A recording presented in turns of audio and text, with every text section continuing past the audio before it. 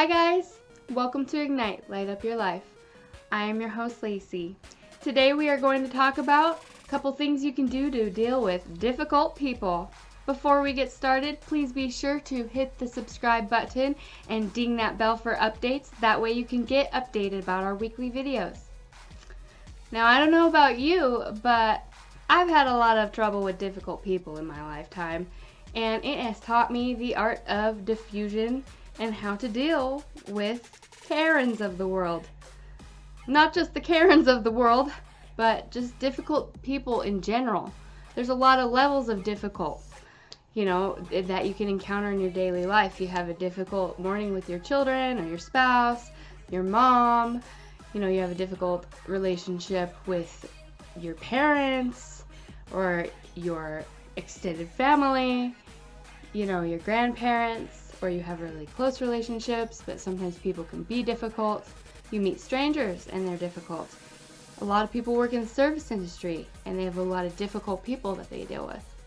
And sometimes those difficult people have bad days, and while they're already difficult people, they can make things a little harder for themselves and everyone around them. And I'm one of those people. I am difficult people. Now, when I did my research on this, I came across a video that said, how to diffuse toxic people out of your life. Okay. I have a real problem with this because to me, it automatically sounds negative. Okay, how to remove toxic people from your life. I understand toxic people. I have quite a few of them. There are a few that are excommunicated from our life. And that's for good reason. That's to protect ourselves. That's called creating boundaries. However, there's a trend going around that we need to remove toxic people, and it seems like there's almost a holiness about it. We're going to remove those toxic people. And the title of this video was like how smart people remove toxic people out of their life. And to me, that seems quite the opposite of being actually smart, because everybody needs to realize that we're all toxic and we all have problems, and none of us are not included in that. So for us to go around pointing the finger and saying that Joe Blow's toxic, but Karen over here is not, I've got my shit together. Well, that's just a lie. That's just making us toxic. That's another toxic lie. So my goal is to promote mental wellness, integrative medicine, and how to create a life of divine design. And in order to do that, we need to really look at ourselves as an individual and as a whole collective unit. We tend to look at ourselves as an island, that we're out here living in our own worlds, and while we are and we're stuck in this consciousness, we are all actually connected in the hive mind, and it's beautiful. But there are some, there's some really beautiful spots, and then there's some really dark spots. There's some really beautiful, wonderful places in the world, and then there's some really scary places. It's just the same with people, and it's the same with our collective.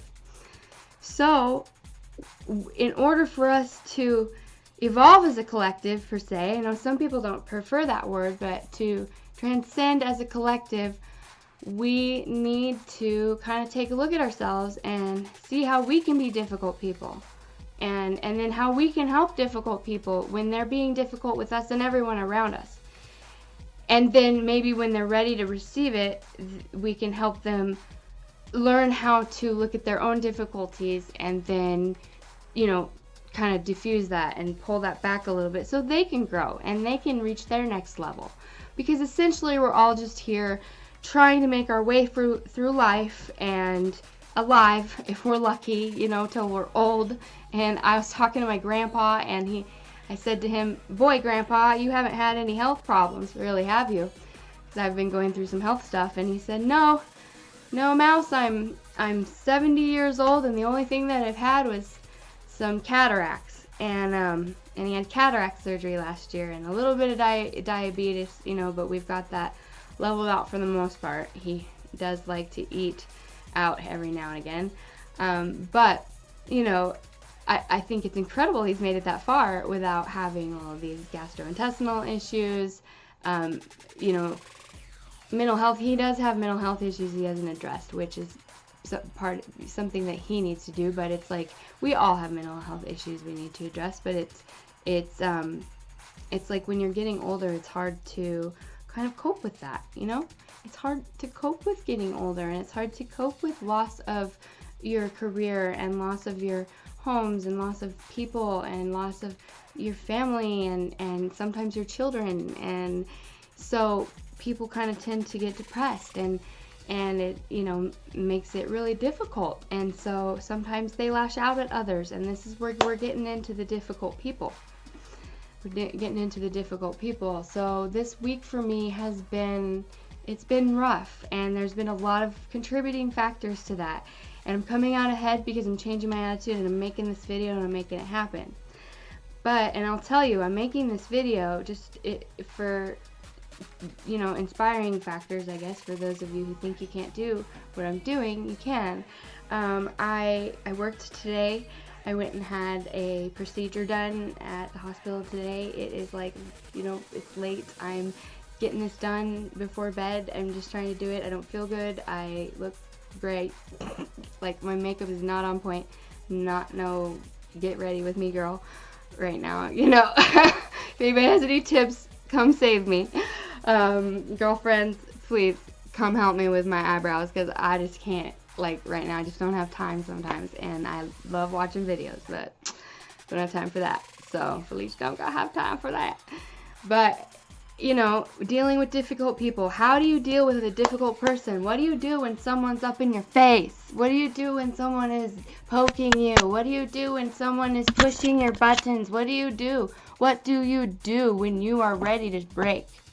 What do you do when you're ready to cry? What do you do when you're ready to just fucking you're just ready to give up or unleash upon your own demons on said difficult person? A lot of us have our own demons, and a lot of us have our own darkness, and some of us have shorter fuses than others. So be careful who you're rude to, you know, and that comes back to this whole thing of difficult people, where we're going to look at ourselves and how we're being toxic, right? This is how we stop being toxic and stop being around toxic people, is we stop becoming toxic people and lead by example, so the toxic people around us get inspired to not be toxic themselves. Trust me, I've been super toxic. Like, even to this day, I can be toxic in different, you know, you're a character in someone else's story, dude. Like, this is not, you know, my perception. Everybody has a different perception. So back to toxic people, and I'll wrap that up. With toxic people, you have someone up in your face, and you are kind of not feeling it. You're not feeling good already. You kind of want to snap. Maybe you want to cry. We typically go back to where we live.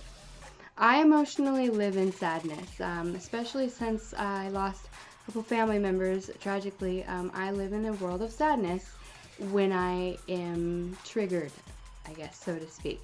It's this weird thing. It's like the call of the void. It's crazy. But I have, you know, people in my family are pretty hot-blooded Apache Indian people. They are angry. They live in anger, you know. So if they get upset, they kind of like, they get mad rather than cry. So like, if someone torques them off, they're gonna get angry. If someone torques me off, I'm gonna probably get angry, but I'm not gonna yell. I'm gonna cry.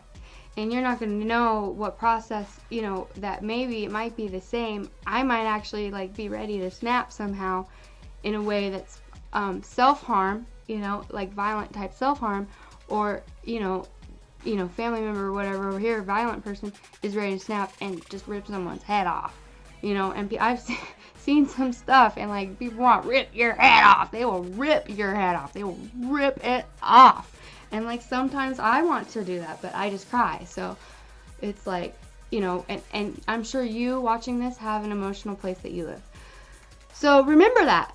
this is where compassion comes in. This is where understanding comes in, and using your tools and your growth and development, things that you are learning on. Each one of you are here because you are on a wellness journey. You have questions, you are on your spiritual journey. You are on your life journey.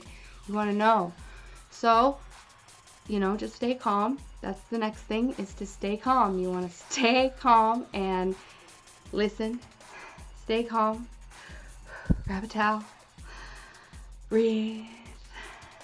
Take a nice deep breath. Think about what you want to say next to the person. You don't have to respond. It's actually better not to respond when someone is in a state. It's actually much better to just breathe with them and think about solutions. Think about, what does this person need? What is this person going through right now?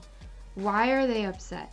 What is causing this upset? Okay, well, we've identified that this person is really upset because they've had a conflict in their family, and they are hurting, and they are upset, and they are angry. So she's angry. She's taking it out on me. She's taking it out on people around her, and kind of sad.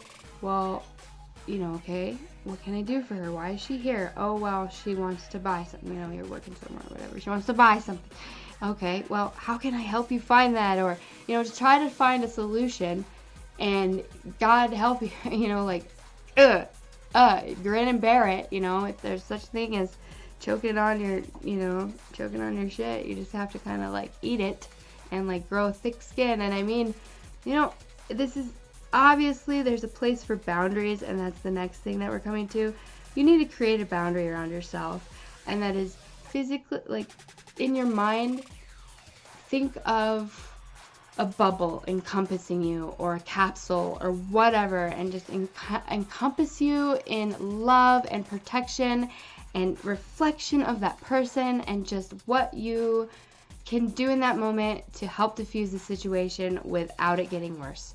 Because if you argue with them, or you try to, become the bigger person, in some situations it is called for to intervene. This is if someone is being a difficult person, like Karens. There's the internet, the Karen, right? The Karen. So, or, a difficult, angry person, that isn't being violent, or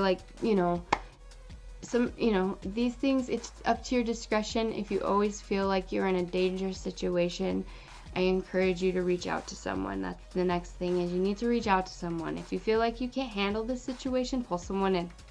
It's not always necessary to pull in the law. I'm not a big law person, and it is necessary if things are out of, if someone is getting killed, raped, or stolen from, or hurt, or someone's just being evil, that's necessary. But if you can talk it out, and you can make it, just make it to get back to the tree, man. Get back to that tree. Get back to the center. I think of my center. My center is a tree. So I say to just go back, and I get in my mind, and I meditate, and I go to the tree really quick, and then I am in my bubble. I'm in the tree, and then either I need to pass it off because I'm starting to cry. I need to pass the phone off because I'm starting to cry, or I need to just buckle down and suck in my breath, let it out, take in what they've said to me, release it, let it go, and then assist, see what I can do. And if I can't do anything, I will pass it off, or I will say I apologize. I don't know how to help you, but maybe here's a resource that can. And if you have a resource, that's great. Or if you need to separate yourself, that is also something that you can do to diffuse situations. So that is also very appropriate. That's a boundary. You need to learn to create proper boundaries, and remember that you're not judging the person, you're just protecting yourself, you're just removing yourself from the situation, and maybe pulling in a friend. You're looking for the hidden need of what they need. Maybe tell the friend you're pulling in, maybe they're better at diffusion than you are. I'm not the best at it sometimes. If I'm triggered, I do get triggered. There are things that trigger me to where I can't diffuse, but most of the time I can diffuse pretty okay. So you look for the hidden need, and then you get that hidden need and fulfill it, or you pass off it to a friend, and then you reflect with that person if you're able to, And the whole time, make sure you're giving that person the dignity they deserve as a person. Because they're a human being. They are just like you. We all come into this world. We all poop. We all die. We are all going to the same place. We all have to drink water. Drink water. Drink water. We all got to drink water. So drink water. Drink water. So maybe offer them a glass of water. Maybe a glass of tea. But if they're angry, don't do that. And don't try to fight with people. It's never worth it to try to argue your point. It is worth it to create a valid, if they're open to having a discussion, a calm discussion, and talk about, well, don't use statements to people that are in an anger, or in a place of disarray. Use I statements and think about where you would be in that situation. So if you're dealing with a difficult person and you need to have a talk with them after the situation has been diffused a bit, please remember what triggered them, and then the entire interaction, make sure to give them the dignity they deserve. Remember, they are a child of God just like you. You're a child of the world, child of the universe, child of Gaia, child of Buddha, child of whatever. They are the child of the world just like you. They came into this world just like you. We all have problems, and if you don't, but I doubt that. You might be lying to yourself. You're not perfect, sweetheart. So, and I'm not, and it's like I have had to do a lot of work, and I still have a lot of work to do, and that's why I'm bringing this to you, because I need this too, and it's everybody needs this stuff. So again, we're gonna not judge them. We're gonna give them empathy. We're going to listen for what they need. We're going to see if we can fulfill that need. If we cannot fulfill that need, we're going to find a way that we can refer them off. We can either protect ourselves, or we can have someone pull in and help us, depending on the situation. You're going to want to not want to be demanding. You're not want to demand that they comply, or be like, I'm right, or no, I know, because if you have a valid argument and they are in fact, scientifically wrong, by all means, gather your data. Get your data on your phone. We all have phones. Get your phone, give them some data, but don't do it when they're in state, you have to kind of diffuse the situation, and once you're in the talking stage, which is after it's been diffused, so they come in, they're upset, you observe, take a deep breath, let it out, your bubble is collecting around you, the golden light is filling up inside of you, and you are breathing out the insult, whatever hurt you, in a minute, and then you look at them and you think about what's going on, assess the situation, what do they need, who can help me, how can I help them, I can't help them, we'll follow the referral steps, you'll go to a safe place, whatever. But when you finally do get to a place with this person, whoever they may be, to the resolution, you're going to want to bring your case at that point, and don't raise your voice, and don't act defensively, and don't act like a know-it-all. And even if you know a lot about something, look, man, I've quit. There are so many topics that I know a lot about, that I definitely know a lot more than some of the people on the internet, or whatever, or even that I meet in person, that I know, especially when it comes to my field, and people are trying to tell me what they read on Google, and it's just like, but I don't fight with people, because I want to hear what they have to say, and then I'm going to, gently guide them to the correct path. Gentle correction. Keep that space between you, separate too. When you're dealing with a difficult person, you're going to energetically separate. It can be difficult. People can be emotional vampires, and so can you. It's a really good book that I really enjoy. I haven't read it in a long time, but I should read it again. Reading has kind of become a thing for the past almost if you're reading a book, but because we're so busy, but I'm trying to get to that. I would encourage all of you to for self-care. That radical self-care is what's going to get you through all of this when you're dealing with your life of difficult people, because difficult people are everywhere. This book is Emotional Freedom by Judith Orloff, MD, and it talks about ways that you can reprogram your mind to not be triggered so much, basically, and how to help others not be triggered so much. And we live in a world where people choose to be offended a lot, and that's not your problem. If you are past that and you don't, I mean, there are things that are offending out there, but as somebody who grew up in a, kind of a rough state, like South Park. I love South Park. It's my favorite show. It's my favorite show in the world. I don't get offended by much. I mean, like, you could probably, it's like just, it's what you choose to engage with. Once in a while I do, there are triggers, but it's like, if it's something that can be resolved, why, I don't know, why fight over it? It's just pointless.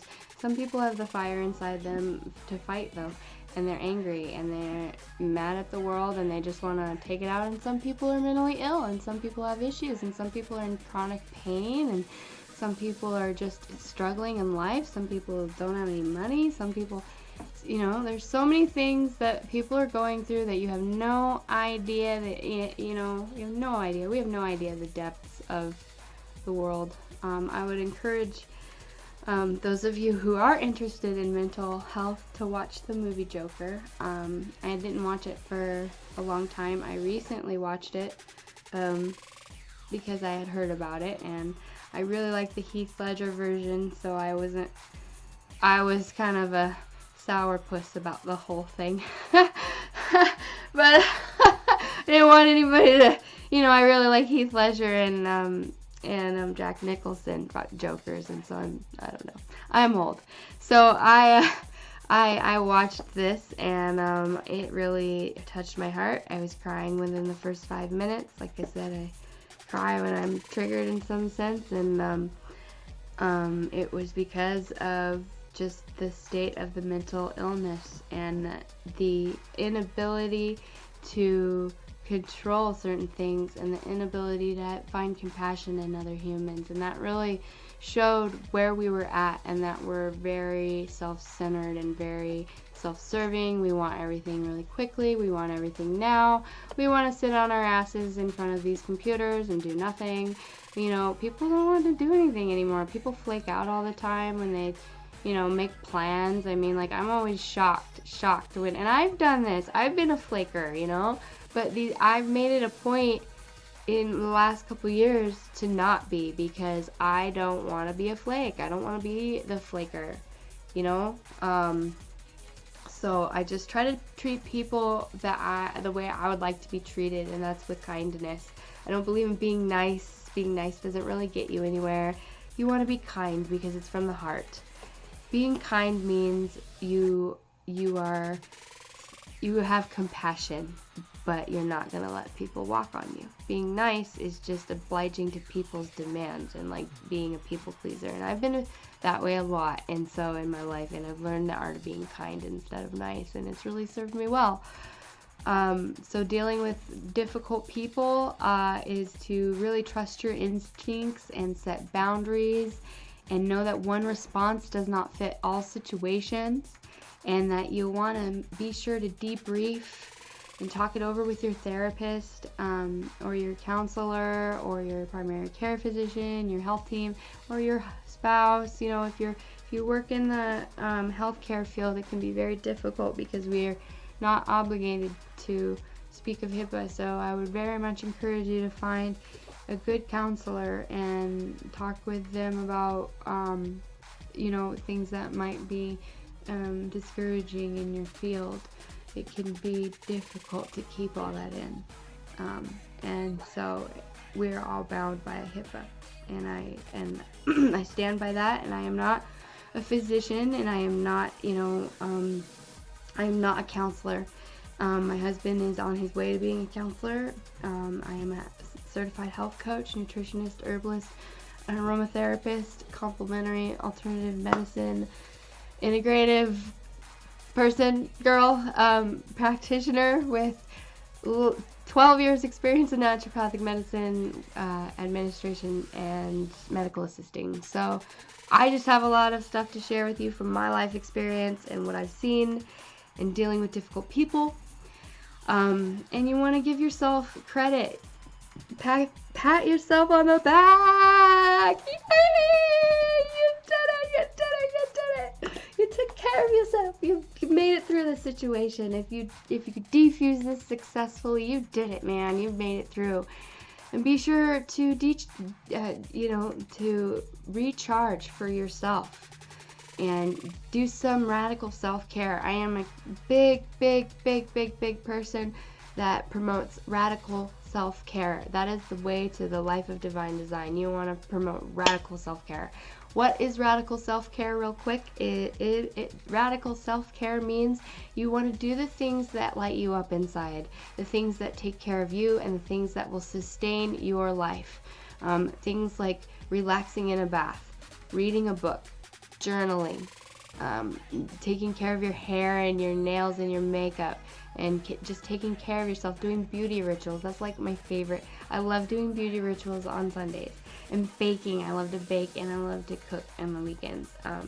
And that's some of the things I do for self-care, and I like to go to float, I love to go to the float tanks. Those are really cool, and it's really good for mental health. I mentioned before, I do take an antidepressant, and that has been really helpful for me. I do encourage speaking with a proper physician who offers a genetic testing like the Genome test, to test your genetics to see what pharmaceuticals and supplements work best in your body, what you really need, because these things can be really helpful with guiding you on a treatment plan to get you to where you can be leveled out, and depression is hard. Depression is so hard, and mood disorders are really difficult, and managing bipolar is really difficult. And if you're a caregiver for someone who has bipolar or PTSD or mental illness or anything like that, it can be hard too. And if you're in the medical industry or any industry, really, restaurant industry especially, you guys don't take good enough care of yourself. Girlfriends, boyfriends, girlfriends, boyfriends, dudes, dudettes, triads, squirrels, whoever's out there, take care of yourselves, man. Especially those of you who aren't. Like, if you're not hearing anything that I'm saying right now, it's do some radical self-care. Go take a bath, go take a shower, meditate if you can every day for 10 minutes. It is the best thing in the life for you. Even if it's like just on a break, you're at work, you sit in a chair in a quiet room. Everybody is obligated a 10-minute break. Go sit in a chair in a dark room or close your eyes and meditate, man, because it helps you. It's helped me. It's helped people I work with. It's helped my husband. So take care of yourselves and take care of others, and know that difficult people are only difficult for the most part because they're hurting. It's always because someone is hurting, and if you're hurting, you can really understand that can be important. So remember to set your limits and your boundaries. Trust your instincts, and that one response doesn't fit all. You can just trust in your heart and just, give as much compassion and love as you can, and pull in a friend if you need to. And if you need any other advice, tips and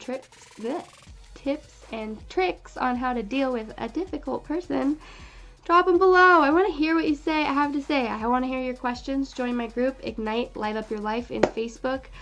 Join in on the conversation. It's actually getting really good. Thank you, guys. I really want to thank all of my followers. I got to 60. My goal was to get to about 50, 60 people in a week just to see if I could do it. Yeah, I did. I started. I've been up now for 2 weeks, and I have surpassed my goal of 60. I'm at 63 subscribers. Thank you! You guys rock! Oh my god, I'm so stoked. And so that's what's keeping me going. And it's late and I'm gonna go to bed now, but Thank you, and I hope that you have a wonderful, wonderful week, and cheers dealing with your difficult people, because you probably are one too.